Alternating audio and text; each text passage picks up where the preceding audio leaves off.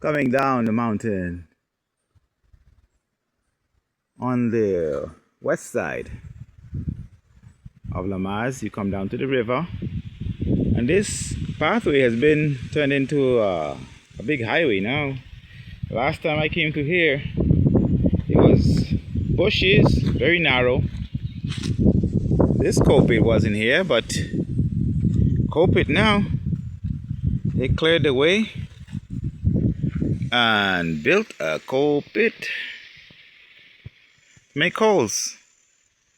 This is how we make holes in Oanalu, Hiwanora, my nation,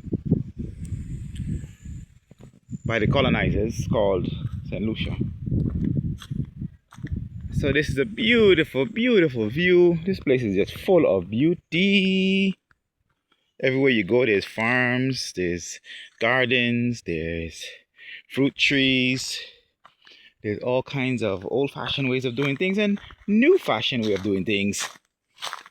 Somebody put a little shed right there. Look at that. Old-fashioned way of doing things. See how there's two sticks there? See that Y? That Y stick there? Yeah, galvanized. That's how you do it. Sticks and galvanized. And wow, this place is full of beauty. Place you can never forget.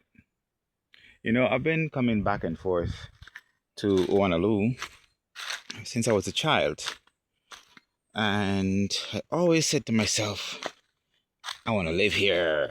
I want to live here. I want to work here. I want to retire here. I want to do everything, spend the rest of my life. And I'm doing it now, man. I'm doing it now. My mother and my father gave me an inheritance, land inheritance here. So I have been blessed. You know, I was searching around the world for land that has natural water to drink. Spring water, river water, well water.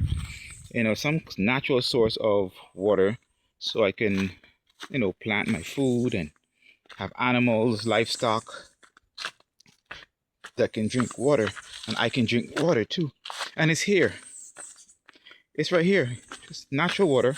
It's all over, all over, all over this island.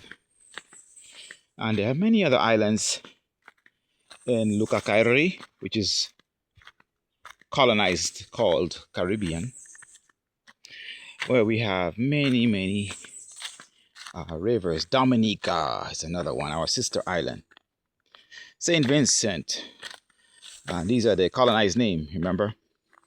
Puerto Rico has, I don't know, not sure about that one right now. Martinique has some, but it's colonized by the French. They call it, yeah, Martinique. And it's very bad. So anyway, this journey down this mountain is about 10 minutes or so. I'm not gonna be talking the whole time. I'm gonna stop the video, make this part of how many parts. I'm gonna end at the waterfall and river that's connected to the next village called Salty Bus on our west side. I have to be super careful as I walk down because this is slippery and I'm wearing slippers. Yeah, bad choice, huh? And look how green. This is moss. This is actually moss green. This is not grass. This is slippery, slidey. Yeah, I can slip and fall. But just have to watch my step, and been doing this also for a while.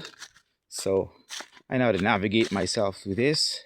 I've been coming down here now about almost 4 years. And I love it. This is my favorite place. I'm going to the portal. The portal. Yes. The place between spiritual and physical. It's all over the world. And especially in places like these. So anyway, it's peaceful, very quiet. You don't hear much noise. Sometimes you hear these bars like on the next side of the mountain echoing through from one village to another, because it's mountains. And when they play these loud music, you just can't help but hear whatever ungodly stuff usually they're playing. So we are sometimes don't have a choice, but most of the time it's quiet. You hear the animals and the birds, and when you're close to the water, you hear the water. So it's a zigzaggy trail, go all the way down. You have seen me turn several times already. There's maybe 3 or 4 more to go.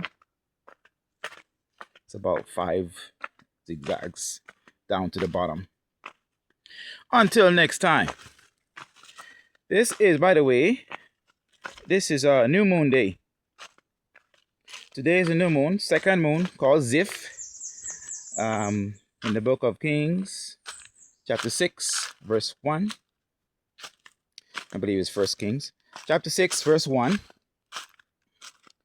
The second month in the biblical calendar called Ziph. This is a holy day. It is a day of worship. It's a time to go also in nature, as I'm doing. In Acts chapter 16, the saints went by the riverside because they needed to pray. It was necessary for them to pray, so they went by the riverside and did that. Now, special things happen when you pray on the Sabbath days. The Most High loves to hear Sabbath prayers. When you pray on His holy day, on His Sabbath day, He loves to hear those prayers, and He loves to answer those prayers, whether it's positive or negative. He'll answer those prayers. And so it's important to make your prayer requests known on the Shabbat days and watch what happens. Because remember, there are times to pray. The third hour of the day, which is 9 o'clock in the morning. The 6th hour of the day, which we call 12 o'clock noon. And the 9th hour of the day, which we call 3 o'clock in the afternoon. So in the scriptures, there is a calendar. There is a time for everything. Time for prayer, time for worship, time for work. And now here's someone coming up the hill. Looks like one of my friends or family members. Let's see who it is. Shalom. Shalom, shalom. How are you? Yes. Going to the river? Yes, going on to the river. How you know that? I just know that. Yeah, man. All right, have a good one. Yeah. So yeah, we know each other like that.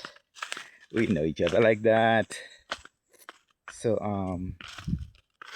yeah, I'm enjoying this going on. So yes, it's a new month. Time for new resolutions.